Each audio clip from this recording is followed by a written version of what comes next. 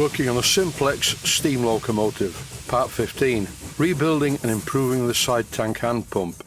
In the original condition, the pump was useless. Mild steel parts are never a good idea for water pumps. This hand pump fits in one of the side tanks and it's really called the emergency hand pump, although you would generally use it for initially pumping cold water into the boiler before lighting the fire. This one is a mess though, and what makes it worse is it's had a recent repair that is really not very good. Most of the pump is not too bad though, so it's worth repairing it properly, I think. The first thing to do though is to get rid of all of the metric nuts and bolts. They don't fit the holes properly and they look ridiculous. The cosmetic appearance of this pump is unimportant as it lives in one of the side tanks, and most of the time in the side tank it's immersed in water anyway. Once I remove the linkages, I could then pull out the ram and just look at the state of it. It has soft packings fitted to the end. This stuff is called graphited yarn, and although it works perfectly well, I think it's a good idea when I make the new ram to use silicone O-rings. The linkages are made from brass, so they'll be okay, but I'm going to discard the lever and the original ram that you've just seen. The turning on the ram is not very good, the milling of the end is not very good, and it's generally horrible, plus it's made from mild steel. Luckily, I found a piece of stainless steel in my box of stainless steel bits, which is the perfect diameter. All I need to do is shorten it. Over now to the bandsaw to cut the piece to the correct length. It's really important when you machine or cut stainless steel to keep a constant pressure on the stainless steel itself. I've fitted the piece of stainless steel in the 3-jaw chuck, and in this part of the clip I'm facing across the end to clean it up. I've turned the part round in the chuck and I'm repeating the process at the other end. As you can see, this carbide tip tool is cutting very well. The problem with stainless steel is that it work hardens very easily. If you're turning stainless steel or sawing it, if the tool or saw blade rubs, the stainless steel will very quickly work harden and blunt the tool or saw blade. Here's my new stainless steel blank against the old ram. You can see a slight difference already. Now I need to mill a slot in the end of the piece of stainless steel. I've marked the position of the depth for this slot. So it's over to the milling machine and I've put the piece of stainless steel in the rotary table. The milling machine has a depth stop, so I'm going to set this so I can cut the slot in the pump ram to the correct depth. In this clip you will see me using this stuff. It's WD-40. I find WD-40 to be quite a good cutting lubricant. It's particularly good on metals like aluminium, and because it's coming out of an aerosol, it's a bit cooler than it would be normally if it was just in an oil can. The cutting sequence begins. I'm taking very fine cuts. This is a small milling cutter, and if I take too heavy a cut, it's just going to go badly wrong. At this stage I'd like to mention that this clip is running at 400%, that's 4 times normal speed.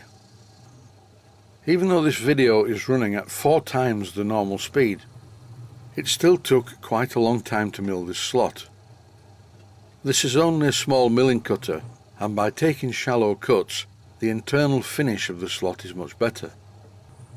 This is the sensible engineering part of this video. In other parts of the video, I will be doing some unorthodox engineering. Who taught me how to do this sort of thing? Well, it's been a very long-winded and slow process. But really, it was LBSC's articles in the Model Engineer. When I first started, the LBSC tutorials showed me what I needed to know. At last, the slot is cut. Next part of the job, use a needle file to clean off all the burrs and sharp edges. Now it's time to make the pump handle. I drilled a hole in a piece of brass, 1 imperial size less than 3/16 of an inch, and then just like I did with the ram, I reamed the hole to 3/16 of an inch using a 3/16 of an inch diameter reamer. The piece of brass that I'm making the handle out of is too wide to fit in the slot in the ram. So by careful use of my 1-inch belt sander, I made it fit in the slot. I cannot get full travel on the ram. Machining the slot in the pump ram longer is not the answer. The easiest way to do this is to remove some of the thickness of the handle. I did this with the bandsaw and I cleaned it up with a small drum sander in my Proxxon motor tool. Previously, I marked the length of travel of the ram with a felt tip pen, and as you can see now, that line is much further out. Nothing's binding and it feels good. And now it's fun time. I'm machining a very narrow groove in the ram using a very thin high-speed steel parting tool. And it's definitely not going to work at that speed, so I've put the lathe in back gear to slow it down, plenty of lubricant, and here we go. It's very important not to get ambitious with a tool so thin. As I mentioned in the previous episode, stainless steel can be difficult to machine. Whether you're drilling or machining in the lathe, you need to keep the cutting tool moving at all times. If it rubs, you've lost. In the scheme of things, really, this groove should have been the first machining operation.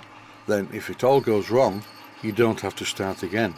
I need to widen this groove, so I'm taking a cut down either side of it with the parting tool, so that the O-ring fits without being too tight. If you feel the need to know more detailed information about O-rings and clearances, there's lots of information online. This is important. Once I've finished machining the groove, I remove the sharp edges. And now this silicone O-ring in the centre of the picture is a perfect fit in the slot in the ram. I've lubricated the pump cylinder and I lubricated the O-ring as I fitted it. It's time to test it. When I blocked up the inlet and outlet with my finger and thumb, it made a nice loud pop as I pulled the piston out of the cylinder. This clip shows the handle held to the pump ram with the stainless steel stud that I made for it. I was quite precise when I cut the thread on the ends of the stud. Obviously the centre of this stainless steel stud isn't threaded. And with the stud in position before I fitted the nuts, you could still see a tiny amount of the parallel part at each side, and this allowed me to tighten the nuts up against the parallel part rather than the ram itself. The two brass nuts are quite tight against the plain shank, so they don't need lock nuts. I'm going to fit these two pieces with a couple of 4BA countersunk bolts, and I countersunk the holes in just one of the levers to take the countersunk heads. I would normally never use threaded bolts on moving parts, but in this case I think it will be okay. You will notice that I've used two thin lock nuts together to make sure this doesn't vibrate loose. Here's a before and after. I think it's an improvement. If nothing else, all of the parts that I've made are fully rust-proof. And that's it for this episode. I'd just like to say stay safe, stay well, thanks for watching, and I hope you found it useful. Please take the time to visit my Mainsteam Models website and click on the section of the website that says Video Playlists. And by doing that, you can find other videos that you may like to watch. And by using the playlists, you can actually watch the videos back to back.